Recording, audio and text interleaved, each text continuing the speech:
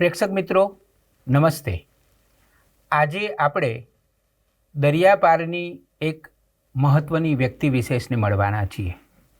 એમનું નામ છે કિશોર દેસાઈ. કિશોર દેસાઈ એટલે ગુર્જરી સામયિકના સ્થાપક અને તંત્રી. એને 36 વર્ષ થયા. 3 તપ, શબ્દકર્મ. ગુજરાતી પત્રકારત્વની આપણે વાત કરતા હોઈએ ત્યારે બૃહદ વિશ્વને જોઈએ તો મિલાપ અને ગુર્જરીને એક જ હરોળમાં મૂકીને જોવાનું મન થાય.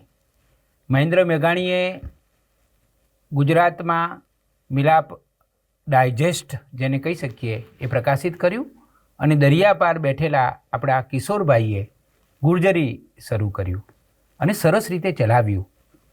એમની નિષ્ઠાને કારણે ગુર્જરીને પ્રતિષ્ઠા મળી. આ એમનું મહત્ત્વનું અને માતબર પ્રદાન છે. કિશોરભાઈ મૂળ ગુજરાતના, વાપીમાં જન્મ, થોડો સમય મુંબઈ ગયા અને પછી 1970માં અમેરિકા ગયા. અમેરિકામાં સ્થાયી થયા, પણ માતૃભાષા ગુજરાતી એમના હૃદયમાં જે હતા તેમણે એક ધક્કો માર્યો અને એ ધક્કામાંથી આપણને ગુર્જરી મળ્યું. શિષ્ટ અને સંસ્કારી સાહિત્યનો ઉદ્ઘોષ એણે કર્યો. એવા આ સામયિક વિશે વાતો કરીશું. કિશોરભાઈના જીવન અને કવન વિશે પણ વાતો કરીશું. કિશોરભાઈ, આપનું સ્વાગત છે. Thank you. કિશોરભાઈ, પહેલાં તો આપણે માતાની જ વાત કરીએ કે તમારા માતાનું નામ ગજરાબહેન અને પિતાનું નામ દયાળજીભાઈ. 1938માં તમારો જન્મ, 11/11/1938. યાદ રહી જાય એવી તારીખ છે. ત્યારે તમે વાપીમાં જન્મ્યા. તો પેલી થોડી તમારી બાળપણની વાત કરો, તમારા માતા પિતાને યાદ કરો. મારી માતાનું નામ ગજરાબેન છે, પણ મોસાળમાં કમળાબેન નામ છે. એટલે મારી બાને લોકો કમુબેનના નામે વધારે ઓળખે. ગજરાબેન એ સાસુર પક્ષનું નામ છે. મારી જાત બોલવામાં તકલીફ પડે છે. પણ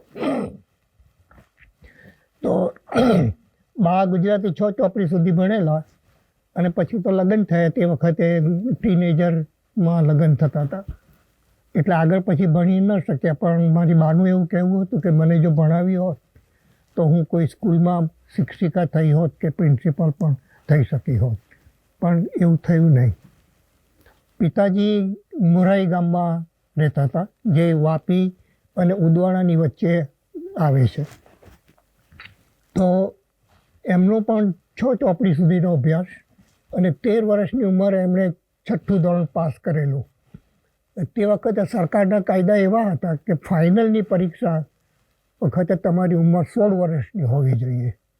એટલે બાપુજી ફાઇનલ કરી ન શક્યા. એમણે 3 વર્ષ રાહ જોવાની હતી. હવે તે વખતે મારા દાદાઓને ગરીબી એટલી બધી હતી કે એવું નક્કી કર્યું કે 3 વર્ષ ઘરે બેસી રહેવું એના કરતાં અંધેરીમાં એક મુરબ્બી હતા, એમની લાકડાની વખાર હતી, તો ત્યાં એને મોકલીએ તો થોડીક નોકરી પણ થાય અને થોડો અનુભવ પણ મળે. એટલે એ હિસાબે બાપુજીને 13 વર્ષની ઉંમરે મુંબઈ મોકલ્યા અને ત્યાર પછી બાપુજી મુંબઈમાં જ સ્થાયી થયા. એટલે બાપુજી 6 ચોપડી સુધી ભણેલા, પણ પછી આગળ ભણી ન શક્યા. પણ એ જ્યાં નોકરી કરતા હતા ત્યાં નામું લખતા, અને નામું લખતા જેને આપણે ચીફ એકાઉન્ટન્ટ કહીએ એ પોઝિશન ઉપર પહોંચી ગયેલા. એટલે આમ એમ મારા માતા પિતા બંને ભણી શકે એવા હતા, પણ આવા સંજોગોને કારણે એ ભણી ન શકે. તમે મુંબઈ ક્યારે ગયા? હું મુંબઈ, મારું 6 ચોપડી સુધીનું શિક્ષણ મારું વાપીમાં, મોસાળમાં. પછી બાપુજીએ નક્કી કર્યું કે હવે એને સ્કૂલોમાં મૂકીએ, મુંબઈમાં સ્કૂલો મૂકીશું તો એનો વિકાસ વધારે થશે. એટલે 6 ચોપડી પાસ કર્યા પછી 7મા ધોરણથી મને મુંબઈ લઈ ગયેલા અને ત્યાં આગળ મુંબઈની જે જાણીતી સ્કૂલ છે જીટી હાઈસ્કૂલ, એમાં મને પ્રવેશ મળ્યો અને બસ ત્યાંથી મેટ્રિક પાસ થયો ત્યાં સુધી મુંબઈમાં. પછી પહેલું વર્ષ સાયન્સનું જય હિન્દ કોલેજમાં મેં કરેલું અને પછી મને ગળાની બીમારી એવી થઈ ગયેલી ને કે પછી હું ઇન્ટર સાયન્સમાં જઈ ન શક્યો. બાકી મારી ઈચ્છા એવી હતી કે ડૉક્ટર થવું, પણ એ થઈ ન શક્યું કારણ કે આ માંદગીને કારણે. અને તે વખતે એવો રિવાજ હતો કે તમે કોલેજમાં એક વર્ષ ડ્રોપ થાઓ તો તમારી ટકાવારી એકદમ ઓછી થઈ જાય. એટલે પછી હોસ્પિટલમાં ઘણીવાર જે આવ્યો છું હરકિશન હોસ્પિટલમાં આ ગળાની ટુલાણીને કારણે ડૉક્ટરો કોઈ નિદાન નહોતા કરી શકતા અને એને કારણે મારે વારંવાર હોસ્પિટલમાં જવું પડતું. તો પછી એક વખત મારા એક કઝિન બ્રધર વડોદરામાં જે પ્રોફેસર હતા MS યુનિવર્સિટીમાં, એ મને હોસ્પિટલમાં મળવા આવેલા અને પછી મને પૂછ્યું કે હવે આગળ ભણવાનો શું વિચાર છે. તો હું રડી પડ્યો કારણ કે મારે ડૉક્ટર થવું હતું અને થઈ શકું એમ નહોતું અને આગળ મારું શું ભવિષ્ય હશે એ મને ખબર નહીં. અને ગળાની બીમારીને કારણે પિતાજી એવું ઈચ્છતા હતા કે તારે ભારે ભણવું નહીં પણ આણંદ જઈને PTC થઈ આવે તો મ્યુનિસિપાલિટીમાં નોકરી મળી જાય અને એક શિક્ષક થઈ શકે, જે મારે નહોતું થવું. એટલે આ દ્વિધામાં હું હતો ને એમ જ્યારે એમણે આ સવાલ પૂછ્યો ત્યારે હું સહજ રીતે રડી પડ્યો. તો એમણે મને કીધું કે તું રડે છે શું કામ, તું એક કામ કર, વડોદરામાં મારી વર્ક સારી છે, હું તને ત્યાં એડમિશન અપાવીશ. તો એ રીતે હું વડોદરા ગયો, 4 વર્ષમાં એન્જિનિયર થયો, ઇલેક્ટ્રિકલ એન્જિનિયર. મારે ઇલેક્ટ્રિકલ કરતાં મિકેનિકલ થવાની બહુ ઈચ્છા હતી પણ કોઈ મારા માટે કોઈ રસ્તો નહોતો એટલે પછી ઇલેક્ટ્રિકલ એન્જિનિયર થયો. ઇલેક્ટ્રિકલ એન્જિનિયર થયા પછી 1 વર્ષ નોકરી કરી મુંબઈની અંદર આ મહતલાલ ગ્રુપમાં, IDI નામની કંપની હતી એમાં. એટલે 1 વર્ષમાં થોડા પૈસા ભેગા થયા એટલે પછી હું મિકેનિકલ કરવા માટે પાછો વડોદરા ગયો અને ત્યાં મેં મિકેનિકલ કર્યું અને પછી ત્યાં વિક્રોલી ને એ બાજુ 2-3 જગ્યાએ નોકરીઓ કરી પણ એ મારી પ્રકૃતિને માફક નહોતું આવતું કારણ કે આ બધી નાની નાની ફેક્ટરીઓમાં શું હતું કે એના જે કારીગરો હોય ને એનું એક્સપ્લોઇટેશન બહુ થતું હતું અને મને કારીગરો પ્રત્યે સહાનુભૂતિ થાય. એમનો વાંક ન હોય તો પણ એમને કાઢી મૂકવા, પછી એમને એ રીતનું વર્તન એમની જોડે એ રીતનું રાખવું, આ બધું મારી પ્રકૃતિને માફક નહોતું આવતું. એટલે તે વખતે કનૈયાલાલ મુનશીએ અંધેરીમાં ભવન એન્જિનિયરિંગ કોલેજ શરૂ કરેલી. આમ મુંબઈમાં એક જ કોલેજ હતી VJTI. તો એની સામે એમણે એક બીજી એક ઇન્સ્ટિટ્યુશન ઊભી કરી. એના માટે બહુ માણસો જોઈતા હતા. તો મને થયું કે મારા માટે આ એક સારો ચાન્સ છે. શિક્ષણમાં જઈશ તો મને મારી પાસે જે જ્ઞાન છે એ પણ વિદ્યાર્થીઓને આપી શકીશ અને આ ફેક્ટરીની અંદર જે શોષણ થાય છે એમાંથી હું મુક્ત થઈ જઈશ. કારણ કે હું રોજ ઘરે આવું ને પછી મારા મન ઉપર બહુ પેલો રહેતો હતો તણાવ કે કેમ આપણે આપણી સાથે કામ કરતા માણસોને કેમ આ રીતે વર્તન કરી શકીએ, એવું જોઈ નહોતો શકતો. એના 2-4 પ્રસંગો પણ છે પણ એ લાંબા પ્રસંગો છે એટલે એમાં નહીં પડીએ. પણ ટૂંકમાં ફેક્ટરીની નોકરી છોડીને હું ભારતીય વિદ્યાભવનમાં ગયો અને ભારતીય વિદ્યાભવનમાં 4થા માળે તમને ખ્યાલ હોય ચોપાટી ઉપર તો ત્યાં મુનશીજીની ઓફિસ છે. તો મારો ઇન્ટરવ્યૂ લેવામાં મુનશીજી પણ હતા અને એમણે મને એક વિધક સવાલ પૂછેલો કે સામાન્ય રીતે નવયુવાન છોકરાઓ એન્જિનિયર થાય પછી એમને મોટી મોટી કંપનીઓમાં નોકરી કરવાનું ગમતું હોય છે, તો તમે કંપનીની નોકરી છોડીને ટીચિંગમાં શા માટે આવો છો? એટલે પછી મેં એમને આ વાત કરી કે ભાઈ મારે જે રીતે આ વર્કરો સાથે અન્યાય થાય છે એ હું જોઈ નથી શકતો અને હું એ માટે અત્યારે મારી પોઝિશન એવી છે કે હું કંઈ કરી નથી શકતો. તો આ દ્વિધાની વચ્ચે હું રોજ જીવન જીવું છું એ મને થોડુંક આકરું લાગે છે. તો મુનશી ખરેખર બહુ પ્રભાવિત થયેલા મારા જવાબથી અને મને પછી એમાં એડમિશન, મને કોલેજમાં નોકરી મળી ગઈ. તો ભારતીય વિદ્યાભવનમાં મેં 5 વર્ષ ટીચિંગમાં જોબ કરી છે અને મને લાગે છે કે મારી આખી કારકિર્દીની અંદર એ જે 5 વર્ષ હતા એ મારા જીવનના બેસ્ટ 5 years હું એને કહી શકું. અને એ નિમિત્તે મને મુનશીજીને મળવાનું, એમને જોવાનું, એમનો કોટને પકડવાનું, આવા બધા બહુ અનુભવો મને થયા છે. હું ભારતીય વિદ્યાભવનની 4થે માળે ગીતા મંદિરમાં જે કાર્યક્રમ દર વખતે ત્યાં કાર્યક્રમો થાય, 26મી ઓગસ્ટ હોય, 15મી ઓગસ્ટ હોય કે 26મી જાન્યુઆરી હોય, ત્યારે મુનશીજી આવા બધા કાર્યક્રમો કરતા.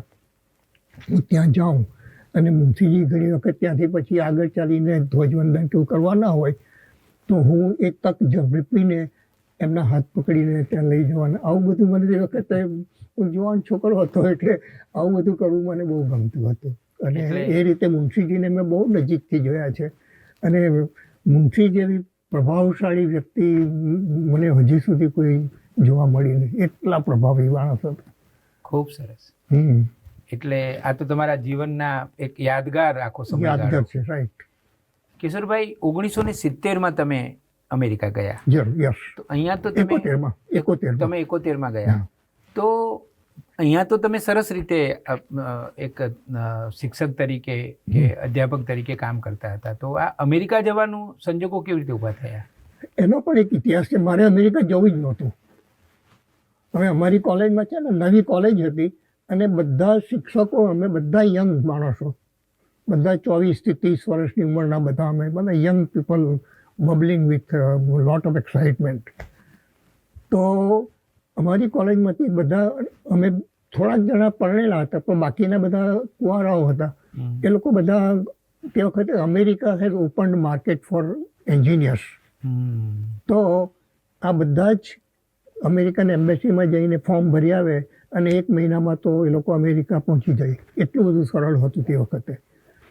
તો એટલે અમેરિકાને એન્જિનિયરોની જરૂર હતી. બહુ જરૂર હતી તે વખતે. તો પછી રોજ આવીને અમે ચર્ચા કરીએ તો મને એ લોકો પાછળ પડે કે તું કેમ ભરી આવતો નથી. અને મારે અમેરિકા જવું નહોતું.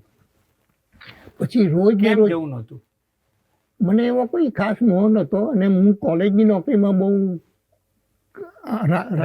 રાજી હતો. મને સરસ નોકરી હતી અને બધું હતું મને. એટલે અમેરિકાનો તે વખતે મોહ નહોતો મને.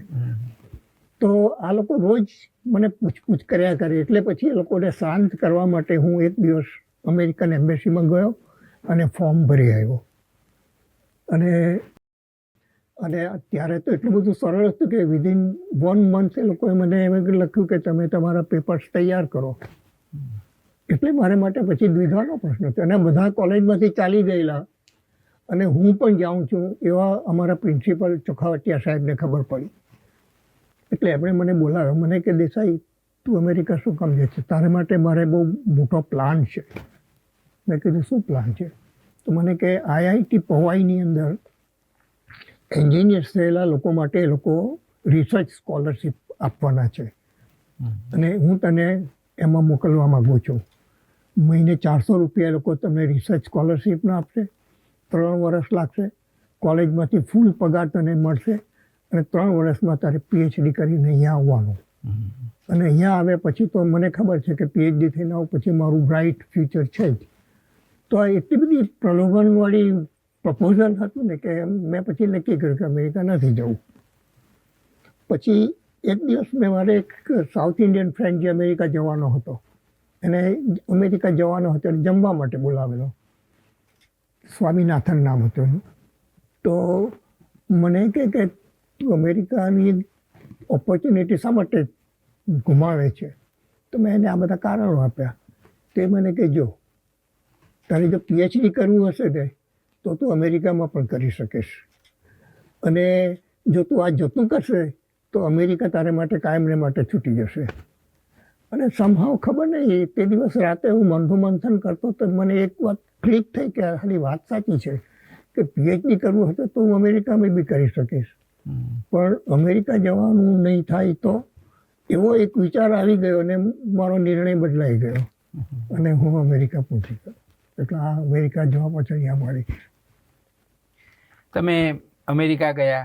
યસ. એ પહેલા તમારું ભારતમાં લગ્ન થયું. હા, 1966માં મારું લગ્ન થયું. હા.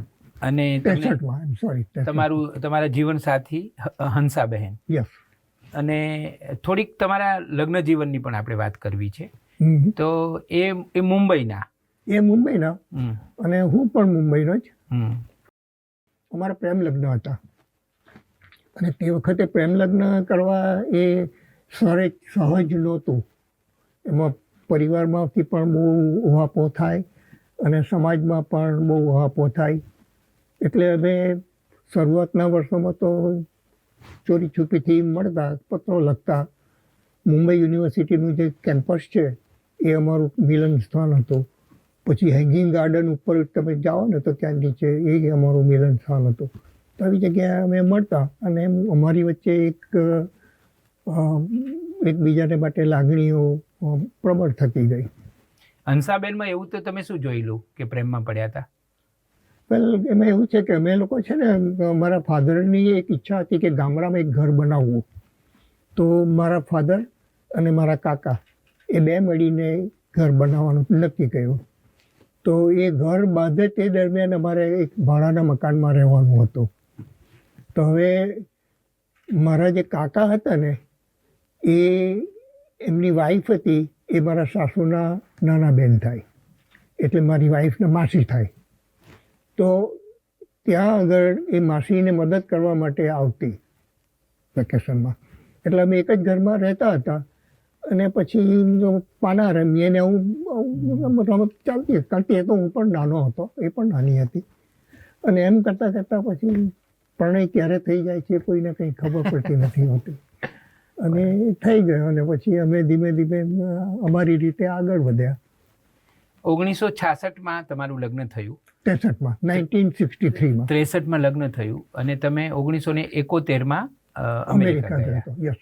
ત્યાં સુધી તમે એક દીકરીના પિતા બની ગયા હતા. હા, એક અને બીજી પણ આવી ગઈ હતી. 2 દીકરીના પિતા. આમ તમારે સંતાનોમાં 3 દીકરીઓ. 3 દીકરીઓ છે. એક ત્રીજી ત્યાં અમેરિકામાં જન્મી છે, 2 અહીંયા જન્મી છે. હવે અમેરિકા ગયા પછીની સફરની થોડી વાત કરીએ કે વ્યવસાયિક સફરમાં તમે ત્યાં શું કર્યું? ત્યાં ગયા પછી સૌથી મોટી ભૂલ મારી એ હતી કે મારે ત્યાં જઈને MS-ની ડિગ્રી લેવી જોઈતી. પણ હું અહીંયાથી મુંબઈ યુનિવર્સિટીમાંથી ME-ની ડિગ્રી લઈને ગયેલો, એટલે મને હતું કે મારે હવે MS કરવાની જરૂર નથી. એટલે મેં ત્યાં આગળ અમેરિકાની સિસ્ટમમાં એવું છે કે તમારું ત્યાંનું ભણતર હોય ને તો તમે વ્યવસાયમાં તરતથી આગળ કરી શકો. તો મને અહીંયાથી ગયા પછી મારી જ પસંદગીના વિષયમાં કંપનીની અંદર નોકરી મળી ગયેલી. અને પછી મારી પાસે માસ્ટર્સની ડિગ્રી હતી, એટલે પછી મને થયું કે આ જવું. પણ એ મારી ભૂલ હતી, મારે આગળ ત્યાં અભ્યાસ કરવો જોઈતો હતો. બીજી ભૂલ એ કરી કે ત્યાં જઈને હું ઇન્ડસ્ટ્રીમાં ગયો, એને બદલે કોઈ કોલેજમાં મારે નોકરી કરવી જોઈતી હતી, તો હું PhD કરી શક્યો હોત. તો આ 2 વસ્તુઓ મારે કરવી જોઈતી હતી ને મેં નહોતી કરી. એ કોઈક વાર મને ખટકે છે. પણ મારા પોતાના વ્યવસાયમાં હું એટલો બધો આગળ વધી ગયો કે મારી કંપનીમાં અને બધે જ હું એક જ કંપનીમાં 30 વર્ષ નોકરી કરી છે મેં. અને ત્યાં મારું સન્માન પણ સારી રીતે થયું છે. એટલે એ રીતે મને કોઈ અફસોસ નથી. મારે જે હાંસલ કરવું હતું એ હું કરી શક્યો છું. પણ આ જે ટીચિંગનો પ્રોફેશન મેં છોડી દીધો ને એ મને હજી પણ કોઈક વાર ખટક્યા કરે છે. ધારો કે આખી જિંદગીમાં ન કરવા જેવું, જે કરવાનું મન હોય અને ન થયું હોય એવી થોડી બાબતો હોય કિશોરભાઈ, પણ તમે એક એવું મોટું કામ કર્યું કે જેના માટે મા ગુર્જરી ગુજરાતી ભાષા પણ રાજી થાય, આખો ગુજરાત પ્રદેશ પણ તમારા ઉપર ગર્વ અનુભવે. એ કામ એટલે ગુર્જરી. બરાબર છે. ગુર્જરીનું સપનું તમને આવ્યું, એક સામયિક. એટલે આમ તો તમે એન્જિનિયર. યસ. અને આમ કંઈક તમે ત્યાં ધારો કે શિક્ષક હોત કે લેખક હોત કે પત્રકાર હોત અને આવું સપનું તમને આવે તો પ્રમાણમાં સમજાય. પણ એક એન્જિનિયરને શા માટે એક સામયિક શરૂ કરવાની ઈચ્છા થાય એ અમારે જાણવું છે. એટલે આ પ્રશ્ન મને ઘણાએ પૂછ્યો છે, તમે એન્જિનિયર હોવા છતાં કેમ આમાં પડ્યા? તો એના મૂળિયા કદાચ એ છે કે હું સ્કૂલમાં ભણતો હતો ને તે વખતે મારું ગુજરાતી બહુ સરસ હતું. એટલે મારા ગુજરાતીના શિક્ષકો મને હંમેશા આમ થપથપાવે, વખાણ કરે, પ્રશંસા કરે. પછી અમારા એક શિક્ષક હતા, એ ઇન્સ્પેક્શન થાય ને, ઇન્સ્પેક્ટર, આપણે ત્યાંથી ઇન્સ્પેક્ટર આવે ત્યારે બધા ઇન્સ્પેક્શન થતા હોય, તો એને માટે બધા છોકરાઓએ જે બધું લખેલું હોય એ તપાસવાનું હોય. હવે શિક્ષક થોડા આળસુ હતા એટલે તપાસે નહીં. એટલે એ શું કરે કે ઇન્સ્પેક્શન થવાનું હોય ત્યારે અમારા જેવા 2-4 વિદ્યાર્થીઓ જેઓ ગુજરાતીમાં આમ સારું જાણતા હોય, જોડણીઓ જાણતા હોય એવાને બોલાવે, એની પાસે પછી એ કામ કરાવે. તો હું એ કામ કરતો હતો. એટલે તે વખતે ગુજરાતી સાહિત્યમાં તમે જયંતભાઈની વાત કરી હમણાં, તો હું 9મા 10મા ધોરણમાં હતો ત્યારે જયંતભાઈ કોલેજમાં હતા ને ટીચિંગમાં પણ હતા. હવે કોલેજની અંદર શાકુંતલ ભણે, મુદ્રા રાક્ષસ ભણે, શેક્સપિયર ભણે. એટલે મને ઘણીવાર એવું લાગે કે એ હું તો 9મા 10મા ધોરણમાં હતો ને એ મારી જોડે શાકુંતલની વાત કરે, પછી શેક્સપિયરની વાત કરે અને કુમારસંભવની વાત કરે, તો મને થોડોક આશ્ચર્ય પણ થતું, પણ એને કારણે મને જાણવાનું ઘણું મળ્યું. અને એની પાછળ આજે હવે મને એમ લાગે છે કે જયંતભાઈ એટલા માટે કરતા કે એમને પરીક્ષા આપવાની હોય ત્યારે આ બધું તાજું રહે, રિવિઝન થઈ જાય એટલા માટે એ બધું મારી આગળ બધું વ્યક્ત કરતા અને પછી એ આગળ વધતા. પણ એનો સૌથી મોટો ફાયદો મને એ થયો કે હું સાહિત્ય પ્રત્યે મારી અભિરુચિ કેળવાય. પછી એમણે મને રમણલાલ વસંતલાલના પુસ્તકો વાંચતો કર્યો, મુનશીના પુસ્તકો. તમે માનશો નહીં, પણ હું 9મા 10મા ધોરણમાં હતો ત્યાં સુધી મેં આરવી રમણલાલ વસંતલાલના બધા નવલકથાઓ વાંચી નાખેલી. રાઈટ. એટલે એ અને મુનશી આ બે મારા પ્રિય લેખકો હતા તે વખતે. આમ તો ઘણા બધા હતા. રામનારાયણ પાઠક એકવાર અમારી સ્કૂલમાં આવેલા, તો મને એનો એટલો બધો રોમાંચ કે એ અમારા જિમ્નેશિયમમાં હતા, એ ખુરશી ઉપર બેઠેલા, આમ જ બેઠેલા હતા, તો હું ધીમે ધીમે સરકતો એમની પાસે જઈને બેસી ગયો. અને પછી એમનો જે ડગલો હતો એ પણ ટોપી પહેરતા અને એ પણ જબરજસ્ત પર્સનાલિટી એમની પણ હતી. તો હું એમનું પેલું પકડું ને એનો મને એવો રોમાંચ થાય કે રામનારાયણ વિશ્વનાથ પાઠક અમારી સ્કૂલમાં છે. તો અમારા લેખકોને હું તે વખતે ભગવાન માનતો કે આ આટલું બધું સરસ લખી શકે છે, વાત કરી શકે છે, તો કેટલા બધા વિદ્વાન માણસો હશે. તો મારા બાળ માણસમાં એક એવી છબી હતી કે આ બધા લેખકો છે ને એ બધા ભગવાનના અવતાર છે. બહુ સરસ. હા, એટલે તમારી જે સાહિત્યની રુચિ છે એમાં જયંતભાઈ જયંતભાઈ સૌથી મુખ્ય. અને તમારા મોટા ભાઈ એ મારા કાકાના દીકરા થાય, પણ અમે બંને લગભગ મારા કરતા 3 વર્ષે મોટા હતા, એટલે આમ સમોવડિયા કહેવાય છે. પણ એમને મારા માટે બહુ પ્રીતિ હતી. એટલે વિદ્યાર્થી અવસ્થામાં મને કેળવણી આપવામાં જયંતભાઈનો બહુ મોટો ફાળો છે. અને એ રીતે હું સાહિત્યલક્ષી વધારે બની ગયો એનું એક કારણ છે. એટલે ગુર્જરીની પાછળ આ પણ એક કારણ છે. જયંતભાઈ એ આજીવન કારકિર્દી શું કરી હતી? એમણે MA વિથ ગુજરાતી અને સંસ્કૃતમાં બી બહુ હોશિયાર હતા, અંગ્રેજીમાં પણ બહુ હોશિયાર હતા. અને હું એમને પણ બહુ કહેતો, પણ એ પણ મારી જેમ છે ને લો પ્રોફાઇલ માણસ હતા, એટલે લખવાનું ટાળે આમ. પણ હસમુખ ગાંધી, તમને નામ સાંભળ્યું હશે, સમકાલીન હતા, એ એમના ક્લાસમેટ. હા, એટલે હસમુખ ગાંધી જોડે આ ગુર્જરી ચાલુ કર્યું ત્યારે હું ઘણીવાર ગયો છું હસમુખ ગાંધી પાસે, અને એમની પાસેથી ઘણી બધી વસ્તુઓ મને જાણવાની મળી છે. અને મારી દ્રષ્ટિએ તો હસમુખ ગાંધી જેવા પત્રકાર બહુ ઓછા છે. સ્પષ્ટ, એકદમ સ્પષ્ટ વક્તા અને કોઈની પણ પેલી કરે ને એવા માણસ. તો એમની સાથે એમની ઓફિસમાં અમે ઘણીવાર ગયા છે જયંતભાઈ જોડે. રાત્રે 1 વાગે એમનું છેલ્લું પાનું 12 વાગે પૂરું થાય પછી અમારી સાથે 1 કલાક કાઢે અને પછી અમે સાથે બેસીને ટ્રેનમાં આવીએ ચર્ચગેટથી. તો હસમુખ ગાંધીનો લાભ મને બહુ મળ્યો છે. પણ તમે અમેરિકામાં જ્યારે ગુર્જરી શરૂ કરવાનો વિચાર કર્યો ત્યારે પહેલો પત્ર તમે હરીન્દ્ર દવેને અને નિરંજન ભગત. હા, એ પત્ર મેં જોયો છે. અને મને એવું પણ જાણવા મળ્યું કે હરીન્દ્ર દવે તો સાલસ અને સૌમ્ય વ્યક્તિત્વ ધરાવતા હશે, એટલે એકદમ રુજુ હૃદયના માણસ. એટલે એમણે તો તમને જરા જે પ્રતિસાદ આપ્યો હશે એ તમને હિંમત આપે એવો જ આપ્યો. પણ ઉમાશંકર જોશીએ તમને કહેલું કે આમાં પડવામાં જરા વિચાર કરજો એમ? એમાં એવું છે, હરીન્દ્ર દવે છે ને, એમના એક છોકરાને મારા જયંતભાઈ ટ્યુશન આપતા હતા, એટલે એ રીતે હરીન્દ્રભાઈ સાથે એમને સંબંધ સારો હતો. બરાબર. એટલે એ મને હરીન્દ્રભાઈની ઓફિસમાં બી લઈ ગયેલા, જન્મભૂમિમાં, અને ફોર્જેટ સ્ટ્રીટ ઉપર રહેતા હતા ત્યાં એમના ઘરે પણ લઈ ગયેલા. ત્યાં એમની જોડે મેં આવું કંઈક કરવાની વાત કરી હતી ત્યારે એમણે મને કીધું કે તમે કરો, ચોક્કસ કરો. હા, ચાલશે, બહુ સરસ ચાલશે. પણ તમે એક વાત ખ્યાલ રાખજો કે જાહેર ખબર નહીં લેવી એવો આદર્શ નહીં રાખતા. તમને સારા સારા માણસો જાહેર ખબર આપીને તમને ચલાવશે. નિરંજનભાઈ અમારે ત્યાં આવતા, ગુજરાતી સાહિત્યકારો અમારે ત્યાં, આ શરૂઆતના વર્ષોની વાત કરું છું. હવે તો અમારી એકેડેમી પણ બોલાવે છે અને બધા ઘણા આવે છે, પણ જ્યારે શરૂઆતના વર્ષો હતા ત્યારે અમેરિકામાં 7 કે 8 જગ્યા એવી હતી કે જે આ સાહિત્યકારોનો કાર્યક્રમ થાય, તેમાં એક ઘર મારું હતું. એટલે નિરંજનભાઈ મારે ત્યાં આવી ગયા છે, રોકાયા પણ છે. એટલે એક દિવસ મેં નિરંજનભાઈને વાત કરી કે હું આવો એક વિચાર કરું છું.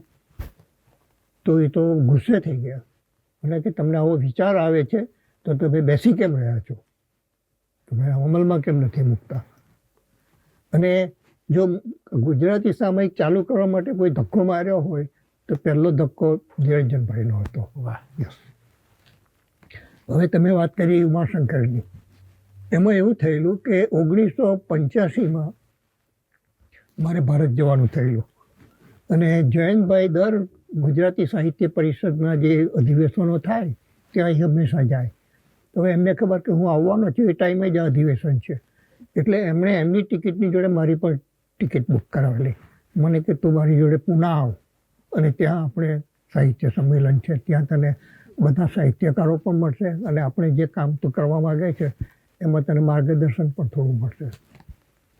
એટલે પુના શહેરમાં તે વખતે વરઘોડો કાઢવાની એક પ્રથા હતી. એમાં બધા સાહિત્યકારો આગળ જાય ને ઢોલ નગારા વગેરે, એમાં હું પાછળ જતો હતો. જયંતભાઈ મને કે તારા માટે એક ઉત્તમ તક છે, તું ઉમાશંકર આગળ ચાલે છે ને તો ત્યાં પહોંચી જા અને પછી એમની સાથે થોડી વાત કરી લે. પછી અધિવેશનમાં બિઝી થઈ જશે પછી નહીં મળાશે. એટલે પછી હું ધીમે ધીમે સરકતો ઉમાશંકરની બાજુમાં ગયો. અને તે વખતે પેલા વાજાને બધું વાગતા હતા એટલે કંઈ બોલે તો સંભળાય નહીં. એટલે પછી ઉમાશંકર મારા ખભા પર હાથ મૂકેલો અને મને સાંભળવા માટે. એટલે મેં એમને કીધું કે હું આવું એક કરવા માગું છું. મને કે તમે એન્જિનિયર થઈને આવું એક સાહસ કરવા માગો છો એ જોઈને મને બહુ આનંદ થાય છે એમ કે, પણ પછી એ વિશે આપણે પછી વાત કરીશું એમ કહીને ત્યાં પછી મારે પણ મૈત્રી સંબંધ ઉમાશંકર જોડે આ રીતે બંધાયેલો. અને પછી અમે આ એક સાહસ શરૂ કર્યું. એ પહેલાં 1975માં મારી પહેલી મુલાકાત ભારતની હતી. 71માં હું ગયો હતો, 75માં પહેલી વાર ભારત આવેલો.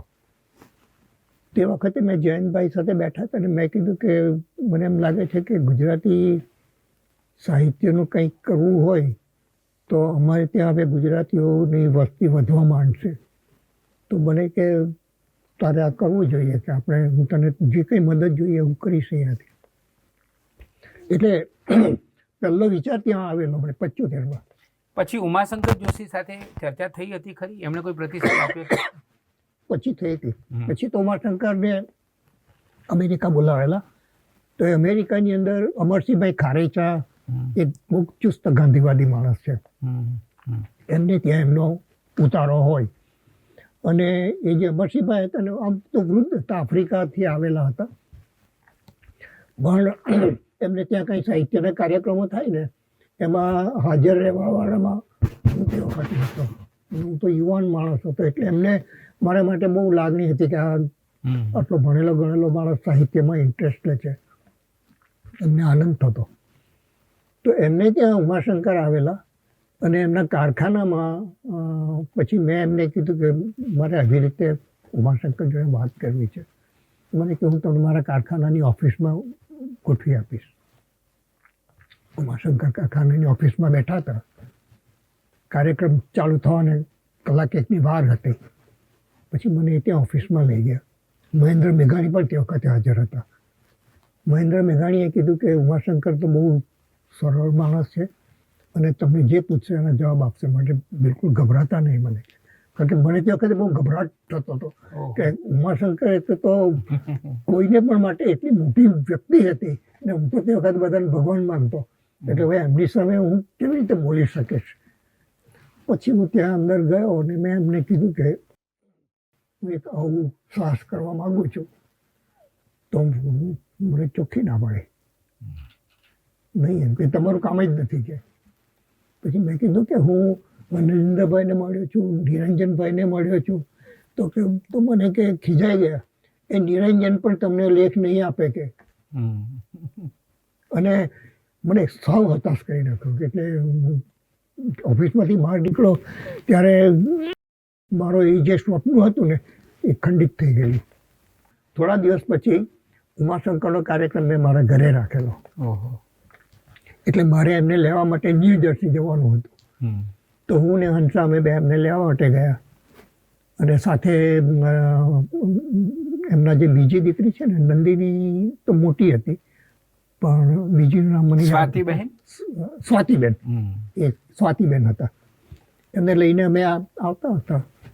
અને પછી મેં વાત કરી કે હું એક મારે વિચાર ચાલ્યા કરે છે. ફરીથી વાત કરી. હા, ફરી મને કે તમે મને ઈસ્ટરમાં પણ કીધું હતું ને ત્યારે મેં તમને નિરાશ કરેલા, પણ હજી પણ વિચાર કરજો એમ કે આ કંઈ સહેલું કામ નથી, બહુ અઘરું કામ છે. અને એમને પોતાને તો સંસ્કૃતિનો અનુભવ હતો, એટલે એ તો અનુભવ સિદ્ધ વાત હતી. બરાબર. અને મારું તો એક યંગ માણસ તરીકેનો એક આખું ગાંડપણ જેવું હતું. એટલે એ તો પતી ગયો. પછી ઘરે આવ્યા, મારા ઘરે આવી એમનો કાર્યક્રમ હતો, એક આખો કાર્યક્રમ થઈ ગયો 1 કલાકનો. પછી મારે એમને મૂકવા જવાનું હતું. બીજે દિવસે એ લોકો ટોરોન્ટો જવાના હતા મધુરાઈ સાથે. એટલે મને કડક સૂચના હતી કે રાતના 12 વાગે તો પણ તમારે એમને મૂકી જવાના છે. તો મેં કીધું કે હું મૂકી જઈશ. એટલે અમે જતા હતા ત્યાં મેં પાછી વાત કરી. એટલે ઉમાશંકર શું કહે છે ખબર છે, હંસાબેન તરફ જઈને, આ તમારા પતિ છે ને બહુ જિદ્દી માણસ છે. પછી ત્યારે એમણે મને કીધું કે તમારી આટલી બધી વાત કરો છો એટલે તમારી ઉત્સુકતા હું જોઉં છું, અને હું તમને નિરાશ કરવા નથી માગતો, તેમ રોઝી પિક્ચર પણ આપવા નથી માગતો, પણ એક વસ્તુ તમને કહું કે આવું કોઈ સામયિક તમે કરો તો એ તમારા આદર્શોને વહેતા કરવા માટેનું એક વેહિકલ બની શકે. તો એ દિશામાં તમે કામ કરો તો તમને એનું વળતર ઘણું મળશે. તમારો આત્મિક વિકાસ એનાથી ઘણો થશે. અને એક સલાહ એ આપી કે તમે તમારી પત્નીના ઘરેણાં ગીરવે મૂકવા પડે એવો પ્રસંગ આવે ત્યારે અટકી જજો. કારણ કે વડોદરામાં એક ભાઈએ એવું કરેલું, પત્નીના ઘરેણાં મૂકીને પછી ધંધો કરેલો અને નાસીપાસ થઈ ગયેલા. તો એ ખ્યાલમાં રાખીને એમણે મને આ સલાહ આપેલી કે તમે આવું કંઈ થાય તો અમુક મર્યાદા લિમિટ રાખીને એ લિમિટ પૂરી થાય એટલે અટકી જજો. આટલી સલાહ એમણે મને આપેલી. પછી ગુર્જરીથી રાજી તો થયા હશે? બહુ રાજી થયેલા, ખૂબ રાજી. એમનો પહેલો પત્ર છે એમાં લખેલું છે તમે એન્જિનિયર થઈને છેવટે ગુર્જરી લઈને આવ્યા ખરા એમ. અને પછી ખૂબ આશીર્વાદ હતા એમના. પછી ગુર્જરી ડાયજેસ્ટ નામ અમે આપ્યું ને તો એમને પૂછ્યું, ત્યાંનો અમદાવાદ હતો, તો એમને પૂછ્યું તો મને કે મારે 2 દિવસ આપો કે. આ માણસની ચીવટ તમે જુઓ. ગુર્જરી ડાયજેસ્ટમાં અમે ય લખીએ છીએ, તો ડાયજેસ્ટમાં ય આવે કે ઈ આવે એ શોધવા માટે એમણે 2 દિવસ મારી પાસે લીધા. અને પછી મને કીધું કે ડાયજેસ્ટ પણ લખાય અને ડાયજેસ્ટ પણ લખાય, માટે તમારે એ નામ આપવું હોય તો કોઈ વાંધો નહીં. ઓહો, વાહ વાહ. એટલે કવિને વંદન કરવાનું મન થાય. કવિને વંદન કરવા માટેનો એક પ્રસંગ મારી પાસે છે. એ જ્યારે અમેરિકા આવેલા ને મારે ત્યાં કાર્યક્રમ હતો, તો મને કહે કે પહેલાં જો શક્ય હોય તો મારે ઇન્ડિપેન્ડન્સ હોલ તમારો જોવો છે ફિલાડેલ્ફિયામાં, કે જ્યાં અમેરિકાનું બંધારણ લખાયું છે, આખું કોન્સ્ટિટ્યુશન લખાયું છે, એ મારે જોવું છે. તો હું એમને લઈ ગયો ત્યાં આગળ. અને સામે અમારું ઇન્ડિપેન્ડન્સ હોલ, કવિ અહીંયા ઊભા છે, હું એમની બાજુમાં છું. એક હશે આમ જોતા જાય, એક પણ શબ્દ નહીં, શાંત થઈને. અને એમના મોઢા ઉપર જે તેજ હતું તે વખતે, અને પછી એકાએક આંગળી ચીંધીને મને કે માનવ જાતનું સાચું મંદિર તો આ છે કે જ્યાંથી એને એના મૂળભૂત હક્કો આપવામાં આવ્યા છે, જેને વાણી સ્વાતંત્ર્ય આપવામાં આવ્યું છે. એટલે આ ખરું મંદિર આ છે મારે. વાહ વાહ વાહ, ખૂબ આ એક બહુ સરસ આ એક પ્રસંગ મને બહુ યાદ રહી ગયો. હું જ્યારે ઇન્ડિપેન્ડન્સ હોલમાં જાઉં ત્યારે હું ઉમાશંકર જોશી ત્યાં ઊભેલા જોઉં. બહુ સરસ. ગુર્જરીની થોડી વધારે વાતો કરીએ. ચોક્કસ. કિશોરભાઈ, ગુર્જરી તમે શરૂ કર્યું ત્યારે તમારા મનમાં એનું પ્રયોજન શું હતું? શા માટે ગુર્જરી શરૂ કર્યું? એમાં એવું હતું કે હું જે કંપનીમાં નોકરી કરતો હતો ને, તો તે વખતે તો બહુ અમારો શરૂઆતનો સમય હતો. એટલે અમારા ઘરેથી બા બાપુજી પાર્સલ મોકલાવે ને, તો એ આપણા છાપાઓમાં વીંટાળેલું હોય ને ત્યાં હવે એ અમે જ્યારે અનલોડ કરીએ તો હું ગુજરાતી ભાષામાં લખેલું સમાચાર પત્ર જોઉં ને ત્યાં તો એવું કોઈ મળે નહીં. એટલે હું પછી વાંચીને એમાંથી કંઈ સારું લાગે તો તે કાપી લઉં અને પછી એને આ સાઈઝનું પેપર તમારું છે ને એમાં ચિટકાવીને બરાબર સરસ રીતે બધું ગોઠવું. એટલે એવા 1 કે 2 પાના ભરીને આ મટીરિયલ એમાંથી સુધીનું ચિટકાવીને મૂકી દઉં અને પછી કંપનીમાં ઝેરોક્સ મશીનમાં કોપી કરી અને 2-4 મિત્રોને આપું. તો એ લોકોને વાંચીને આનંદ થયો કે ચલો આ ગુજરાતી ભાષામાં તો બહુ સરસ લખાય છે. અને પછી એમ કરતાં મને તે વખતે એક વિચાર આવ્યો કે આ તો એક કટ એન્ડ પેસ્ટ જોબ છે, પણ એક ખરેખર જ એક સમૃદ્ધ સાહિત્યનું એક સામયિક આપણે આપીએ તો એ કોઈ કરવાનું, કોઈને એમાં ઇન્ટરેસ્ટ નથી, પણ જે કોઈ જે ન કરે એ આપણે કરવું, એવા સિદ્ધાંત સાથે મેં નક્કી કર્યું કે આપણે કરવું. અને બરાબર તે વખતે 1975માં મારે ભારત આવવાનું થયું. જયંતભાઈની આગળ મેં પ્રસ્તાવ મૂક્યો અને પછી એમણે સ્વીકારી લીધો. પણ તોય શરૂઆતના વર્ષો હતા એટલે મને એને માટે એટલો બધો સમય નહોતો. તોય 75થી 85 સુધી મને રાહ જોઈ. 85માં ગુજરાતી સાહિત્ય પરિષદમાં મળ્યો અને પછી એને જરા મોટો ધક્કો લાગ્યો. 1 જાન્યુઆરી 1988ના રોજ ગુર્જરીનો પહેલો અંક ગાંધી વંદના કે ગાંધી સ્મૃતિ અંક તરીકે અમે બહાર પાડ્યો. અને અત્યારે 2023 એટલે 2023 એટલે 36 વર્ષ 36 વર્ષ ચાલ્યું. એમાં પણ એક તબક્કો એવો આવી ગયેલો 3 વર્ષ પછી.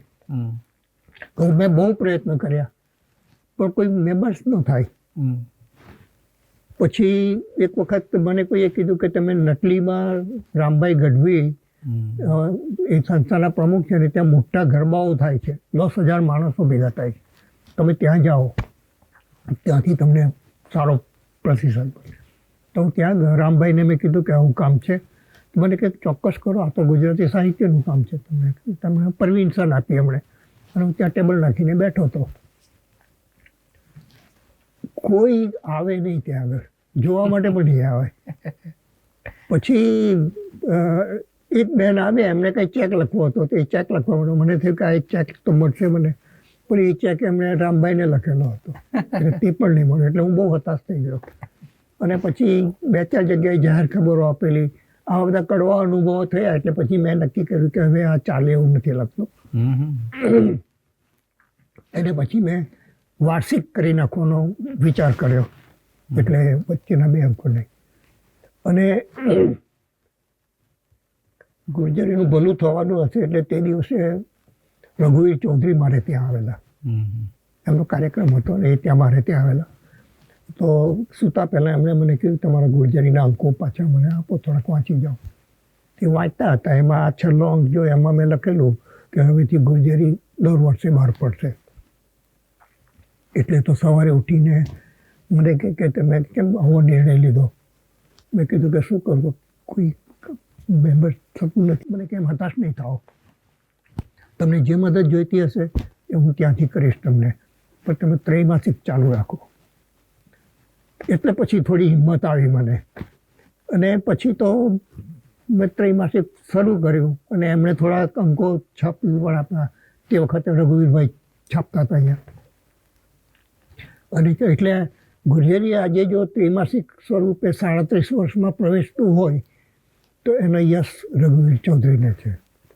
એમણે જો એ ટાઈમે જો એ ન હોત તો કદાચ આ પાનું બદલાઈ નહીં ગયું હોત.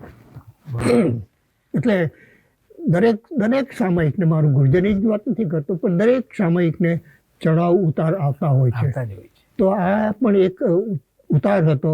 ત્યાં રઘુવીરનો આવવું એનો ચડાવ હતો. તો એમાંથી હું પસાર થયો. અને પછી તો કોઈ પણ સાહિત્યકારોમાં આ ગુર્જરી એવું પોપ્યુલર થઈ ગયેલું હતું કે ઘણા લોકો એના વિશે રિપોર્ટ લખ્યા અને પછી એસ્ટાબ્લિશ થઈ ગયું ધીમે ધીમે પછી થયું. અને પછી તો લોકો આગળ પણ પછી મેં મારી સ્ટ્રેટેજી પણ બદલી, કારણ કે ગુજરાતી સમાજોમાં જઈને બેસું એના કરતાં તમારા જેવા કોઈ માણસના ઘરે જાઉં અને કહું કે તમે 5-6 મિત્રો જેને સાહિત્યમાં રહો છો એમને ભેગા કરી આપો, મારી વાત કરીશ એમને. તો એવી જગ્યાએથી 5માંથી 4 માણસો લાઈફ મેમ્બર થાય ને પેલા 10,000 હોય એમાંથી એક પણ ન થાય. એટલે આખી સ્ટ્રેટેજી મેં બદલી નાખી. અને આજે ગુર્જરીના એટલીસ્ટ 1,000 જેટલા ગ્રાહકો જાળવી રાખ્યું છે ને ચાલે છે એ રીતે. એક બીજો ચડાવ પણ આવ્યો, એ ગુજરાતી વિશ્વકોશ. કારણ કે ઉમાશંકર જોશીની વાત કરી, રઘુવીરભાઈની વાત કરી, અને એમાં પદ્મશ્રી કુમારપાળ દેસાઈ પણ પ્રવેશ પામે છે. તો ગુર્જરીને તમે આ ગુજરાત વિશ્વકોશને સોંપવાનો વિચાર કેવી રીતે આવ્યો? એમાં છે ને, હું છેલ્લા 5-6 વર્ષથી મને એવું લાગતું હતું કે મારે હવે એક બીજી પેઢી તૈયાર કરવી જોઈએ, નહીં તો પછી ગુર્જરી બંધ કરી દેવું પડશે. અને હું એવું માનું છું કે કોઈ પણ ગુજરાતી સામયિક બંધ ન પડવું જોઈએ, ગમે તે હોય એને આપણે ચલાવવું જોઈએ, આપણી ફરજ છે. આજે સંસ્કૃતિ હોત તો આપણને કેટલો ફાયદો થયો હોત, મળિયાનું સામયિક હોય તો આજે કેટલા બધા ફાયદા થયા હોત. એટલે કોઈ પણ સામયિક બંધ ન પડવું જોઈએ. એટલે ગુર્જરી પણ બંધ ન પડવું જોઈએ એવી મારી એક ભાવના હતી. તો હું તપાસ કરતો હતો, 4-5 સંસ્થાઓ પણ મેં જોઈ. અમેરિકાની લિટરરી એકેડમી પણ એક હતી, ભારતીય વિદ્યાભવન સાથે હું જોડાયેલો હતો એ હિસાબે એમનો પણ મેં વિચાર કરેલો. અહીંયા આગળ ગુજરાતી સાહિત્ય પરિષદનો વિચાર કરેલો, અકાદમીનો, ઘણી બધી 5-6 સંસ્થાઓનો મેં વિચાર કરેલો. પણ પછી જ્યારે એના વિશે વધારે ઊંડાણથી તપાસ કરું ને તો પછી એવું લાગે કે આમાં મારા વિચારો જોડે સંમત થાય એવું વાતાવરણ એમાં નથી. એટલે મને આઈ વોઝ નોટ કમ્ફર્ટેબલ. પછી અમદાવાદ હતો ને, મેં એક દિવસ વિશ્વકોશ ટ્રસ્ટ વિશે વાંચ્યું. એમાં પૂજ્ય મોટાનું નામ હતું, ધીરુભાઈ ઠાકરનું નામ હતું, તો બધા જાણીતા નામો હતા. કુમારપાળભાઈને પણ હું વર્ષોથી ઓળખું છું. એટલે પછી મને થયું કે મારે એમને મળવું જોઈએ. તો હું વિશ્વકોશ ટ્રસ્ટમાં એમને મળવા ગયો અને એમ ટેબલ પર બેઠા હતા અને મેં કુમારપાળને કીધું કે મારું નામ કિશોર દેસાઈ છે અને હું અમેરિકા. તો તમારું ઓળખાણ આપવાની જરૂર નથી, હું તમને સારી રીતે ઓળખું છું. એટલે મારો અડધો પ્રશ્ન તો ત્યાં જ ઉકેલ આવી ગયો. પછી મેં એમને કીધું કે આવી રીતે છે, મારે ગુર્જરી કોઈને સોંપી દેવું છે, કોઈ સારી સંસ્થાને. તો તે વખતે એમણે કીધું કે વિચાર કરીશું. અને પછી હું અમેરિકા ગયો. પછી એમણે મને કીધું કે અમારાથી અત્યારે નહીં થાય, કારણ કે મેં વિશ્વકોશમાં કંઈ 20 ગ્રંથો બહાર પાડવાના છે, એમાં બહુ મોટા પાયા ઉપર કામ ચાલી રહ્યું છે. ત્યારે તેમણે ના પાડી. પછી 6 મહિને ગયા પછી એમનો આવ્યો કે ભાઈ આપણે પેલી વાત આગળ વધારવી તો વધારી શકીએ. પછી અમે વાત આગળ વધારી અને એક MOU બનાવ્યું અને પછી વિધિસર એમને સોંપી દીધું. એટલે ચાલે છે, વર્ષ થઈ ગયું. એટલે ગુજરાતી અખબારી વિશ્વમાં એક વિશિષ્ટ ઘટના બની હોય કે આવું એક સત્વશીલ અને પ્રતિષ્ઠિત સામયિક ખૂબ જ સમજણપૂર્વક એક સંસ્થાને સોંપી દેવામાં આવ્યું હોય અને એ રીતે એનું અસ્તિત્વ બરકરાર રહે એવો પ્રયત્ન કરવામાં આવ્યો હોય. એટલે એના માટે પણ તમને અભિનંદન કે તમે ધ્યાન રાખ્યું કે આ ચાલુ રહેવું જોઈએ. હા. અને હું તો કોઈ પણ મારું ગુર્જરી જ નહીં, કોઈ પણ સામયિક બંધ ન થવું પડવું જોઈએ. દાખલા તરીકે પ્રમોદ જોશી ઉદ્દેશ ચલાવતા હતા, કેટલું સરસ ધીમે ધીમે એનું રમણલાલ જોશી જે શરૂ કર્યું હતું અને પછી એમણે જ્યારે હાથમાં લીધું પછી એમણે એનું સ્તર ઘણું ઊંચું લઈ આવ્યા હતા. હું પ્રબોધભાઈને મળે છે અને ઘરે ગયો છું અને એટલું સરસ એસ્ટાબ્લિશ થઈ ગયું. પણ એ ગુજરી ગયા એટલે પછી બંધ થઈ ગયું. હવે આ એક કરુણ ઘટના છે. મારે એક સવાલ પારિવારિક અને ગુર્જરી સાથે સંકળાયેલો હોય એવો તમારા જીવન સાથી હંસાબહેન, અને તમારી 3 દીકરીઓ પારુબહેન, રૂપાબહેન અને અમિતાબહેન. તો આ જે પરિવાર છે તમારો, એ અને ગુર્જરીનો સંબંધ શું? મને એવું લાગે છે કે ગુર્જરીને ચલાવવામાં તમારા જીવનસાથી હંસાબેને પણ ઘણી તમને સહયોગ આપ્યો હશે. બધા એક સહકાર આપ્યો છે, કારણ કે આ એવું છે કે રથના 4 પૈડા જેવું છે. એ જો બરાબર હોય તો જ રથ ચાલે, નહીં તો નહીં ચાલે. તો મને સદનસીબે એમાં ઘણો ફાળો મળ્યો છે. છોકરીઓ તો ભણતી હોય, નોકરી કરતી હોય એટલે થોડુંક ઓછું, પણ હંસા તો સાથ સતત મળતો રહ્યો છે. એ કંઈ ગુજરાતી સાહિત્યની પેલી એટલી બધી પ્રશંસક નથી કે એટલી જાણકાર પણ નથી, પણ આ મારું કામ છે એમ માનીને એણે સતત મને ટેકો આપ્યો છે. એટલે શરૂઆતના વર્ષોમાં તો અમારે બહુ કામ કરવું પડ્યું છે. અમે બધા લેબલ ચોંટાડવાના, પોસ્ટ ઓફિસમાં લઈ જવાનું, એડ્રેસો લખવાના, ઇનવોઇસ લખવાના, બધું અમારે જાતે જ કરવું પડતું. તમારે અહીંયા શું છે કે કોઈ પણ લેખક સામયિક શરૂ કરે ને તો એને મદદ કરનારા 10 જણા હોય. અમારી પાસે એવું કોઈ, અમારે તો બધું જ જાતે કરવાનું. અને એમાં હંસાનો ફાળો ઘણો બધો છે. એટલે જો મેં કેટલીક તસવીરો જોઈ છે, જ્યારે ગુર્જરીને 25 વર્ષ પૂરા થયા ત્યારે આપણા ત્યાંના સાહિત્યકાર રાહુલ શુક્લએ એક સુંદર પ્રેઝન્ટેશન તૈયાર કર્યું હતું. યસ. અને એ પ્રેઝન્ટેશનમાં આ બધી તમે નીચે બેસીને ગુર્જરીનું બધું કામ કરી રહ્યા છો, હંસાબેન પણ કામ કરી રહ્યા છે, એવી બધી તસવીરો મેં જોઈ. એટલે તમે ઘણો ભોગ આપ્યો છે એમ કહી શકીએ આપણે. પણ એમાં સૌથી સુખદ અનુભવ મને અમેરિકાની જે પોસ્ટ ઓફિસ છે એનો થયો છે. મારા અંકો બધા તૈયાર થઈ ગયા હોય પછી અમે એને કોથળામાં ભરી રાખીએ. લગભગ 20 થી 25 કોથળા હોય, 40 પાઉન્ડના. એ બધા હું મારી ગાડીમાં મૂકી દઉં અને પછી મારે સવારે 8 વાગે જોબ પર જવાનું હોય. 12 વાગે અમારે લંચ પડે, 12 થી 1નો લંચનો ટાઈમ હોય. તો એ લઈને હું પોસ્ટ ઓફિસમાં જાઉં, પોસ્ટ ઓફિસમાં બધા કોથળા ખાલી કરી આપું, એનું પેપર વર્ક કરું. 10 મિનિટમાં એ કામ પતી જાય. ઓહો. યસ, 10 મિનિટમાં. અને પોસ્ટ ઓફિસવાળો હોંશે તમને સત્કાર આપીને તમારી જોડે વાત કરે. તો એ એક સુખદ, સૌથી સુખદ અનુભવ મને આ પોસ્ટ ઓફિસમાં થયો છે. એટલા બધા પ્રેમાળ માણસો કે મને કોઈ દિવસ તકલીફ પડે. 10 મિનિટમાં તો મારા 15 થી 16 આપીને ત્યાંથી નીકળી જાય. ઓહો. વિચાર કરો તમે ભારતમાં તો કલ્પના જ ન કરી શકો કે આવું કંઈક થઈ શકે. એટલે ગુર્જરીની સફળતામાં અમેરિકાના પોસ્ટ વિભાગનું પણ પ્રદાન છે. એટલું જ પ્રદાન છે. એક સવાલ હવે એ પૂછી લઉં તમને, જીવનથી કેટલો સંતોષ છે? મને જીવનથી પૂરો સંતોષ છે, કારણ કે મારે જે કંઈ કરવું હતું ને એ બધું જ મેં મારું કરેલું પાર પડ્યું છે. એટલે આમ તો અસંતોષ માટે કોઈ પેલું નથી. પણ કોઈક વાર એમ થાય કે હું આટલું બધું ભણીને ત્યાં ગયો હતો ને આ બધા લોકો આટલા બધા પૈસાના ડુંગરો ઉપર બેઠા હોય તો મારે એ દિશામાં નિષ્ક્રિય નહોતું રહેવું જોઈએ. મેં પૈસાની બાબતમાં કોઈ દિવસ બહુ ધ્યાન નથી આપ્યું કે મારે આટલા પૈસા બનાવવા જોઈએ. બાકી મને બહુ તકો હતી, પણ હું એ દિશામાં ગયો જ નથી. અને 1985માં મેં આ જ્યારે ચાલુ કર્યું તે અરસામાં મારી કંપનીમાં મને પ્રમોશન મળવાનું હતું. ઓહો. એટલે હું જરા દીધામાં હતો કે જો હું આ પ્રમોશન લઈશ તો આ કામ નહીં થાય, તો મારે હવે શું કરવું. અને મેં પછી મારા બોસને કીધું કે તમારે કોઈ બીજાને બનાવવું હોય તો તમે બનાવી શકો, મને કોઈ વાંધો નથી. એટલે એને થયું કે આ માણસ આટલો બધો ઉદાસીન થઈને વાત કરે છે, એને પોઝિશન આપીને શું કરીશ. એટલે એ પોઝિશન મને જતી કરી, સ્વેચ્છાએ જતી કરી. પણ ખાસ કારણ એ જ હતું કે મારું ગુર્જરીનું કામ અટકશે. ક્યાં વાત. એટલે લક્ષ્મી માતાએ છે ને જોયું કે આ કિશોર નામનો જે સંતાન છે એ સરસ્વતીના ખોળામાં બેઠો છે અને એ ત્યાં બરાબર છે. રાઈટ. એવું. અને ત્યાં મને છે ને હરીન્દ્રભાઈના શબ્દો યાદ આવે છે.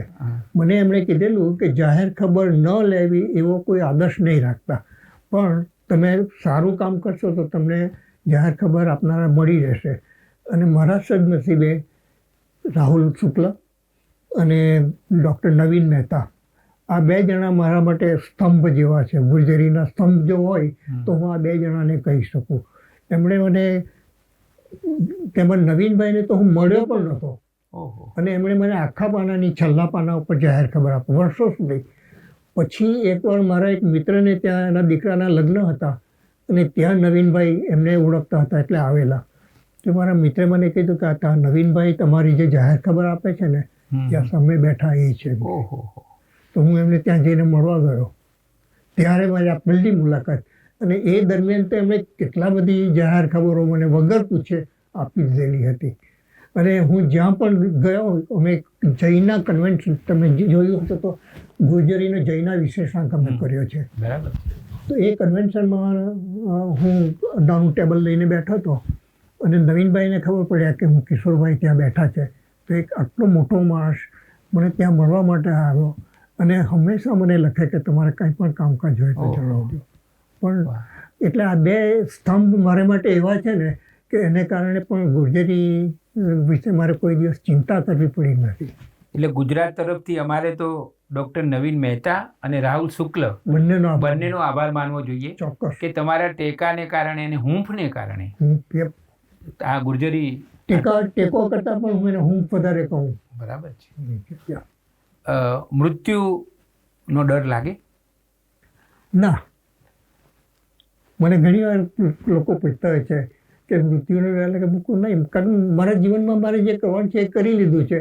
અને હવે તો બસ આપણે ઉષ્ણાસે કીધેલું તેમ સ્ટેશન પર ઊભો બેઠો છું, બેગ લઈને બેઠો છું. શું છે લખેલું છે, હું બેગ લઈને હવે તો સ્ટેશન ઉપર બેઠો છું અને હવે તો એ બેગ પણ કોઈ લઈ જાય તો ભલે લઈ જાય. એ રીતની મારી તૈયારી છે. પણ સ્ટેશનમાં બેસીને ક્યાં જવાનું ગમે? બીજો જન્મ? બીજો જન્મ છે ને એ કોયડા જેવું છે. આપણને કોઈને ખબર નથી કે પુનર્જન્મમાં શું હશે, કેવું થવાનું છે. અને સંત પુરુષ એવું કહે છે કે આ જન્મમાં જો તમે સારા કામો કર્યા હશે તો આવતા જન્મ તમને સારો મળશે.